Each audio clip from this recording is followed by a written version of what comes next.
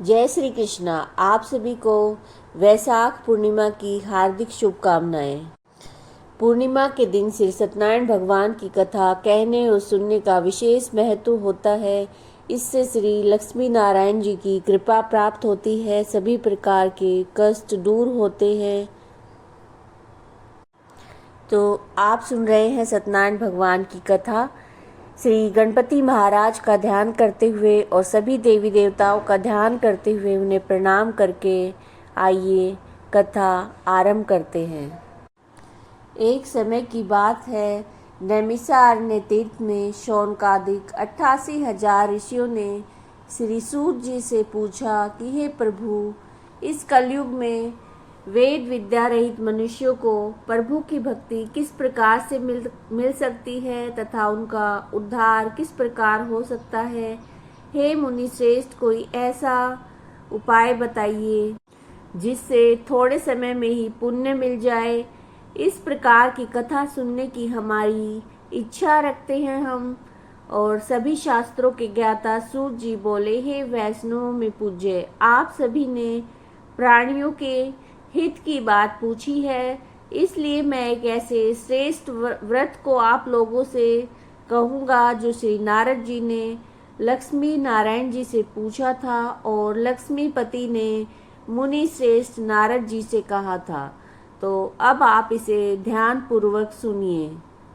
एक समय की बात है, योगीराज नारद जी दूसरों के हित की इच्छा के लिए अनेकों लोकों में घूमते हुए मृत्यु लोक में आ पहुँचे। यहाँ उन्होंने अनेक योनियों में जन्मे प्राय सभी मनुष्यों को अपने कर्मों के द्वारा अनेकों दुखों से पीड़ित देखा। उनका दुख देखकर नारद जी सोचने लगे कि कैसा प्रयत्न किया जाए जिसके करने से निश्चित रूप से मानव के दुखों का अंत हो जाए। ऐसा विचार मन में करके विष्णु लोक को गए। इसी विचार के मनन करते हुए वो विष्णु लोक पहुँचे और वहाँ पर भगवान श्री लक्ष्मी नारायण जी की स्तुति करने लगे, जिनके हाथों में शंख चक्र गदा पद्य गले में वरमाला पहने हुए थे। भगवान की स्तुति करते हुए नारद जी बोले, हे भगवान, आप अत्यंत शक्ति से संपन्न हैं। मन और वाणी भी आपको नहीं पा सकती है। आपका आदि मध्य और अंत नहीं है। निर्गुण स्वरूप सृष्टि के कारण भक्तों के दुख को दूर करने वाले आप हैं। आपको मेरा नमस्कार है। नारद जी से स्तुति सुनकर विष्णु भगवान बोले, हे मुनि श्रेष्ठ, आपके मन में क्या बात है? किस काम के लिए आप यहाँ पर पधारे हैं? निसंकोच कहिए। इस प्रकार नारद मुनि बोले कि मृत्यु लोक में अनेक योनियों में जन्मे मनुष्य अपने दुखों के द्वारा अनेक दुखों से वो दुखी हैं। हे नाथ, मुझ पर अगर आप दया रखते हो तो बताइए कि ये मनुष्य अपने थोड़े से ही प्रयास से कैसे छुटकारा पा सकते हैं। श्री हरि बोले, हे नारद, मनुष्यों की भलाई के लिए तुमने बहुत अच्छी बात पूछी है। जिसके करने से मनुष्य मोह से छूट जाता है, वो बात मैं तुमसे कहता हूँ, उसे सुनो। स्वर्ग लोक और मृत्यु लोक दोनों में एक दुर्लभ उत्तम व्रत है जो महान पुण्य देने वाला है। आज प्रेमवश होकर मैं उसे तुमसे कहता हूँ। श्री सत्यनारायण भगवान का ये व्रत अच्छी तरह से विधि पूर्वक करके मनुष्य तुरंत ही यहाँ पर सुख भोग कर मरने पर मोक्ष को पाता है। श्री हरि के वचन सुनकर नारद जी बोले, उस व्रत का फल क्या है? उसका विधान क्या है? ये व्रत किसने किया है और इसको किस दिन करना चाहिए? सभी आप विस्तार पूर्वक बताएं। नारद जी की बात सुनकर श्री हरि बोले, दुख और शोक को दूर करने वाला, ये सभी स्थानों पर विजय दिलाने वाला है। मानव को भक्ति और श्रद्धा के साथ शाम के समय श्री सत्यनारायण भगवान की पूजा धर्मपरायण होकर ब्राह्मणों और बंधुओं के साथ करनी चाहिए। भक्ति भाव से नैवेद्य, केले का फल, घी, दूध और गेहूं का आटा सवाया ले। गेहूं के स्थान पर साठी का चूर्ण या शक्कर और गुड़ लेकर सभी भक्षण योग्य पदार्थों को मिलाकर भगवान को भोग लगाए। ब्राह्मणों सहित बंधु बांधवों को भी भोजन कराएं। उसके बाद स्वयं भोजन करें। भजन कीर्तन करके के साथ भगवान की भक्ति में लीन हो जाएं। इस तरह से नारायण भगवान का ये व्रत करने से मनुष्य की सभी प्रकार की इच्छाएं पूरी होती हैं और इस कलयुग में मृत्यु लोक में मोक्ष का एक सरल उपाय बताया गया है। तो ये श्री सत्यनारायण भगवान की कथा का पहला अध्याय संपूर्ण हुआ। बोलिए श्री सत्यनारायण भगवान की जय। दूसरा अध्याय। सूत जी बोले, हे ऋषियों, जिसने पहले समय में इस व्रत को किया था उसका इतिहास कहता हूँ, ध्यान पूर्वक सुनो। सुंदर काशीपुरी नगरी में एक अत्यंत निर्धन ब्राह्मण था। भूख प्यास से परेशान धरती पर घूमता रहता था। ब्राह्मणों से प्रेम करने वाले भगवान ने एक दिन ब्राह्मण का वेश धारण करके उसके पास जाकर पूछा कि हे विप्र, नित्य दुखी होकर तुम पृथ्वी पर क्यों घूमते हो? दीन ब्राह्मण बोला, मैं निर्धन ब्राह्मण हूँ, भिक्षा के लिए धरती पर घूमता हूँ। हे भगवान, यदि आप इसका कोई उपाय जानते हैं तो मुझे बताइए। वृद्ध ब्राह्मण कहता है, सत्यनारायण भगवान मनोवांछित फल देने वाले हैं, इसलिए तुम उनका पूजन करो। इसे करने से मनुष्य के सारे दुख दूर होते हैं। वृद्ध ब्राह्मण बनकर आए सत्यनारायण भगवान उस निर्धन ब्राह्मण को व्रत का सारा विधान बतलाकर अंतर्ध्यान हो गए।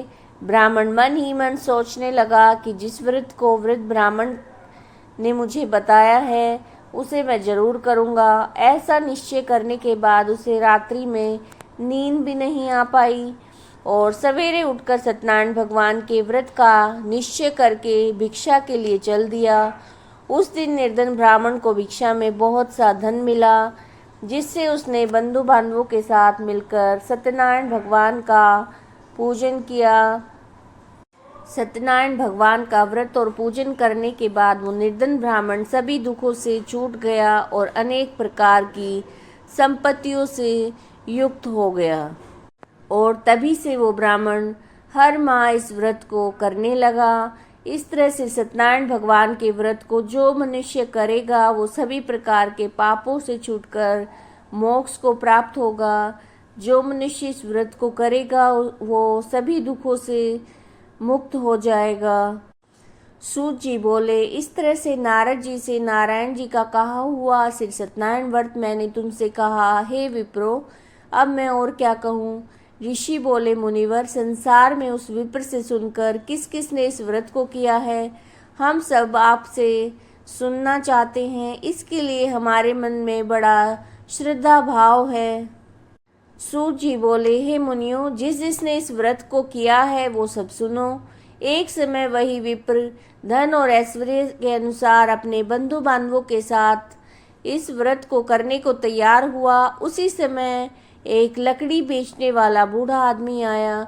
लकड़ियां बाहर रखकर अंदर ब्राह्मण के घर में गया। प्यास से दुखी लकड़हारा उनको व्रत करते देखकर विप्र को नमस्कार करके पूछने लगा, आप ये क्या कर रहे हैं? उन्होंने बताया कि हम सत्यनारायण भगवान का पूजन कर रहे हैं, इसी को करने से हम पर कृपा हुई है। ब्राह्मण ने कहा कि सब मनोकामनाओं को पूरा करने वाला ये सत्यनारायण भगवान का व्रत है। इसकी कृपा करने से ही हमारे घर में धन धान्य की वृद्धि हुई है। उस विप्र से सत्यनारायण भगवान के व्रत के बारे में जानकर वो लकड़हारा बड़ा ही प्रसन्न हुआ और चरणामृत लेकर प्रसाद खाने के बाद अपने घर को गया। लकड़हारे ने अपने मन में संकल्प किया कि आज लकड़ी बेचने से जो भी धन मिलेगा उससे सत्यनारायण भगवान का उत्तम व्रत करूँगा। मन में ऐसा विचार लेकर बूढ़ा आदमी सिर पर लकड़ियाँ रखकर उस नगर में बेचने को गया जहाँ पर धनी लोग ज़्यादा रहते थे। उस नगर में उसे अपनी लकड़ियों के दाम पहले से 4 गुना अधिक मिले।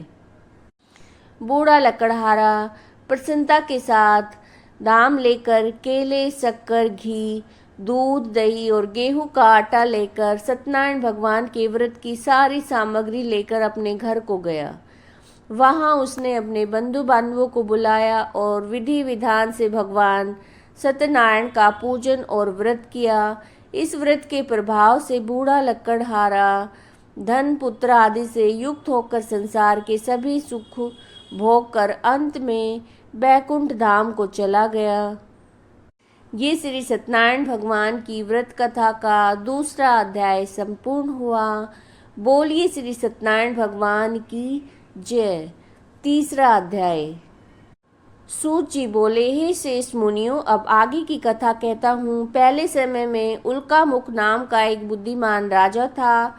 वो सत्यवक्ता और जितेंद्रिय था। प्रतिदिन देव स्थानों को जाता, निर्धनों को धन देकर उनके कष्टों को दूर करता। उसकी पत्नी कमल के समान मुख वाली सती साध्वी थी।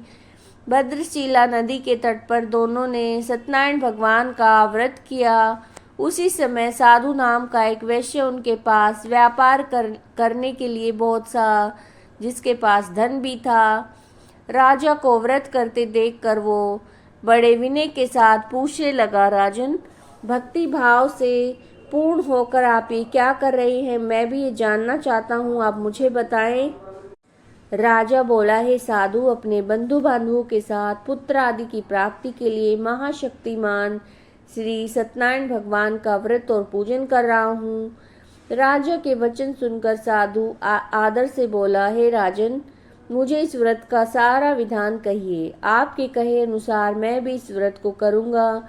मेरी भी संतान नहीं है। इस व्रत को करने से निश्चित रूप से मुझे संतान की प्राप्ति होगी।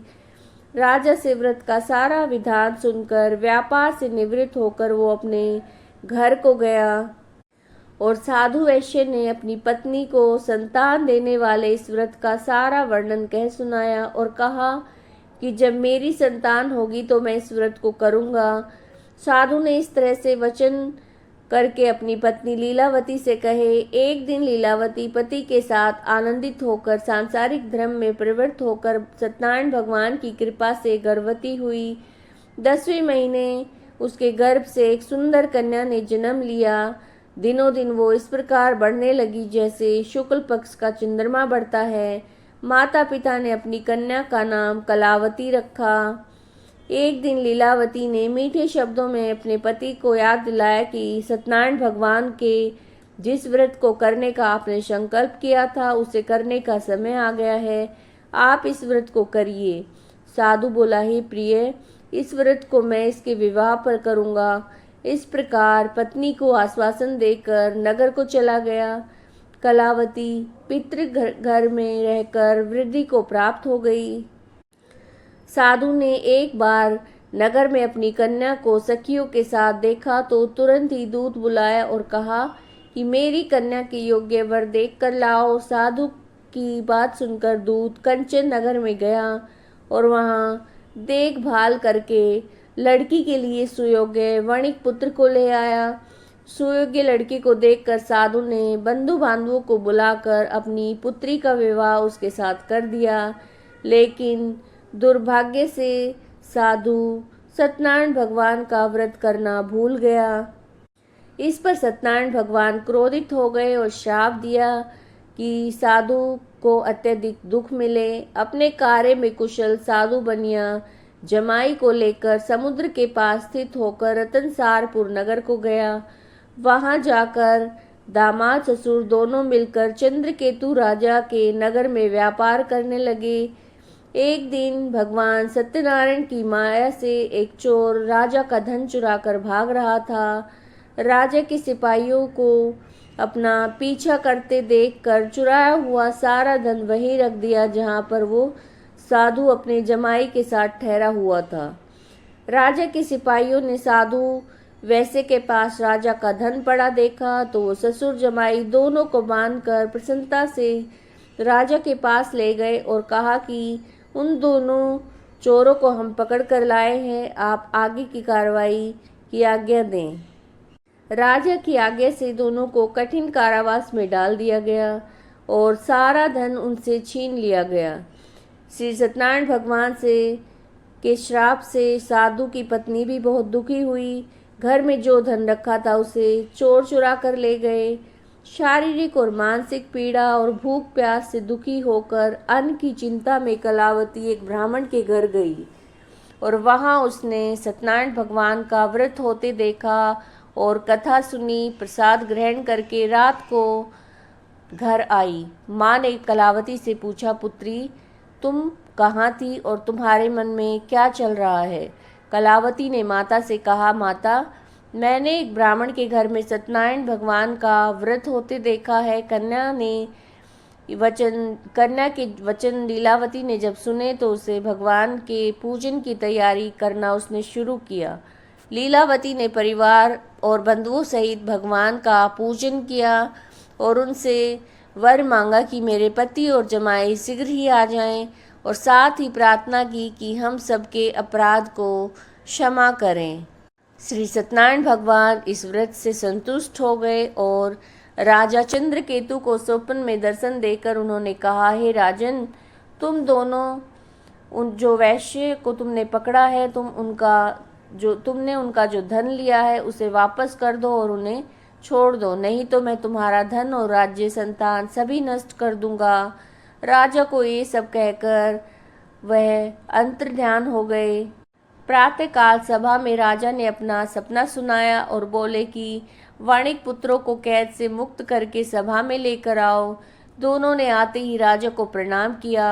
राजा मीठी वाणी में बोला, महानुभाव, भाग्य के कारण आपको ऐसा कठिन दुख प्राप्त हुआ है, लेकिन अब आपको कोई भय नहीं है। ऐसा कहकर राजा ने दोनों को नए वस्त्र आभूषण पहनाए और जितना धन लिया था उससे दुगना धन वापस देकर उनको वहां से विदा किया।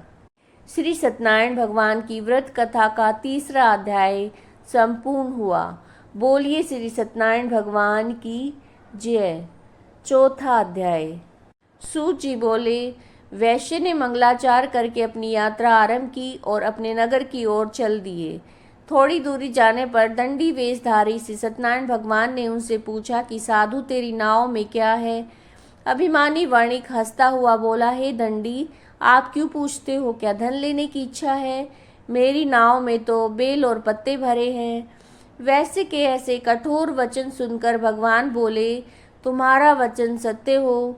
दंडी ऐसे वचन कहकर वहां से दूर चले गए। कुछ दूर जाकर समुद्र के किनारे बैठ गए। दंडी के जाने के बाद साधु वैश्य ने नित्य क्रिया करने के बाद नाव को ऊंचा उठा देखा और अचंभा उसे हुआ कि नाव में बेल पत्ते आदि जब उसने देखे तो वो मूर्छित होकर जमीन पर गिर पड़ा और मूर्छा खुलने पर उसे बड़ा दुख हुआ। तब दामाद ने उससे कहा कि आप शोक न करें, ये दंडी भगवान का श्राप है, इसलिए आप हमें उनकी शरण में चलना चाहिए, तभी हमारी मनोकामना पूरी होगी।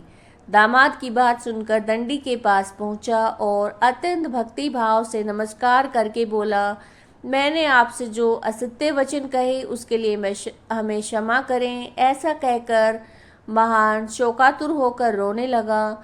दंडी भगवान बोले, हे वाणिक पुत्र, मेरी आज्ञा से बार बार तुम्हें दुख प्राप्त हुआ है, तू मेरी पूजा से विमुख हुआ है। साधु बोला, भगवान, आपकी माया से ब्रह्मा आदि देवता भी आपके रूप को नहीं जानते, मैं अज्ञानी कैसे जान सकता हूँ? आप प्रसन्न होइए, अब मैं सामर्थ्य के अनुसार आपकी पूजा करूँगा, मेरी रक्षा करो। मैं पहले के समान नौका में धन भर दो। साधु वैश्य के भक्तिपूर्वक वचन सुनकर भगवान प्रसन्न हो गए और उसकी इच्छा के अनुसार वर देकर अंतर्ध्यान हो गए। ससुर जमाई जब नाव पर आए तो नाव धन से भरी हुई थी। फिर वहीं अपने साथियों के साथ सत्यनारायण भगवान का पूजन करके अपने नगर को चल दिए। जब नगर के नज़दीक पहुँचे तो दूत को घर पर खबर कर दी कि दूत साधु की पत्नी को प्रणाम करके कहता है कि मालिक और दामाद नगर के निकट आ गए हैं। दूत की बात सुनकर साधु की पत्नी लीलावती ने बड़े हर्ष के साथ सत्यनारायण भगवान का पूजन करके पुत्री कलावती से कहा कि मैं अपने पति के दर्शन को जाती हूँ, तू कार्य पूर्ण करके शीघ्र ही आ जाना। माँ के ऐसे वचन सुनकर कलावती जल्दी में प्रसाद को छोड़कर अपने पति के पास चली गई। प्रसाद की अवज्ञा के कारण सत्यनारायण भगवान रुष्ट हो गए और नाव सहित उसके पति को पानी में डुबा दिया। कलावती अपने पति को वहां ना पाकर रोती हुई जमीन पर गिर गई। नौका को डूबा हुआ देखकर और कन्या को रोता हुआ देखकर साधु दुखी होकर बोला, प्रभु, मुझसे और मेरे परिवार से अगर कोई भूल हुई है तो आप क्षमा करें। साधु के ऐसे दीन वचन सुनकर श्री सत्यनारायण भगवान प्रसन्न हो गए और आकाशवाणी हुई कि हे साधु, तेरी कन्या मेरे प्रसाद को छोड़कर आई है, इसलिए इसका पति अदृश्य हो गया है। यदि वो घर जाकर प्रसाद खाकर लौटती है तो इसे पति अवश्य मिलेगा। ऐसी आकाशवाणी सुनकर कलावती घर पहुंचकर प्रसाद खाती है और आकर अपने पति के दर्शन करती है। उसके बाद अपने बंधु बांधवों सहित सत्यनारायण भगवान का विधि विधान से पूजन करते हैं और इस लोक का सुख भोग कर वह अंत में स्वर्ग लोक को जाता है। ये श्री सत्यनारायण भगवान की व्रत कथा का चौथा अध्याय संपूर्ण हुआ। बोलिए श्री सत्यनारायण भगवान की जय। पांचवा अध्याय। सूत जी बोले, ऋषियों, मैं और भी एक कथा सुनाता हूँ, उसे ध्यान पूर्वक सुनो। प्रजा पालन में लीन तुंगध्वज नाम का एक राजा था। उसने भी भगवान का प्रसाद त्याग कर बड़ा दुख पाया। एक बार वन में जाकर वन्य पशुओं को मारकर वो बड़ के पेड़ के नीचे आया। वहाँ उसने ग्वालों को भक्ति भाव से बंधुओं सहित सत्यनारायण भगवान का पूजन करते देखा। अभिमानवश राजा ने उन्हें देखकर भी पूजा स्थान में नहीं गया, ना ही भगवान को नमस्कार किया। ग्वालों ने राजा को प्रसाद दिया, लेकिन उसने प्रसाद नहीं खाया और प्रसाद वहीं छोड़कर अपने नगर को चला गया। जब वो नगर पहुंचा तो सब कुछ तहस नहस हुआ पाया उसने और शीघ्र ही समझ गया कि ये सब भगवान ने किया है। वह दोबारा ग्वालों के पास पहुंचा और विधि पूर्वक पूजा करके प्रसाद खाया। सत्यनारायण भगवान की कृपा से सब कुछ पहले जैसा हो गया और दीर्घ काल तक सुख भोगने के बाद मरणोपरांत उसे स्वर्ग लोक की प्राप्ति हुई। जो मनुष्य इस परम दुर्लभ व्रत को करेगा, भगवान सत्यनारायण की कृपा से उसे धन धान्य की प्राप्ति होगी, निर्धन धनी हो जाता है, भय मुक्त हो जाता है, संतानहीन मनुष्य को संतान का सुख मिलता है, सारे मनोरथ पूर्ण होकर मानव अंत में बैकुंठ धाम को जाता है। सूत जी बोले, जिन्होंने पहले इस व्रत को किया, अब उनके जन्म की कथा कहता हूँ। वृद्ध शतानंद ब्राह्मण ने सुदामा का जन्म लेकर मोक्ष को पाया। लक्कड़हारे ने अगले जन्म में निषाद बनकर मोक्ष को प्राप्त किया। उल्का मुख नाम का राजा दशरथ होकर बैकुंठ को गया और साधु नाम के वैश्य ने मोर ध्वज बनकर अपने पुत्र को आरे से चीर कर मोक्ष को पाया। महाराज तुंगध्वज स्वयंभू होकर भगवान में भक्ति युक्त होकर कर्म करके मोक्ष को पाया। श्री सत्यनारायण व्रत कथा का पांचवा अध्याय संपूर्ण हुआ। बोलिए श्री सत्यनारायण भगवान की जय। ये आप श्री सत्यनारायण भगवान की व्रत कथा सुन रहे थे। सत्यनारायण भगवान की कथा करने से, पूजा करने से सभी प्रकार के ताप पाप दूर होते हैं, भगवान की कृपा प्राप्त होती है। अगर आपको वीडियो उपयोगी लगी है तो लाइक कीजिएगा, शेयर कीजिएगा और चैनल को सब्सक्राइब कीजिएगा। जय श्री कृष्णा।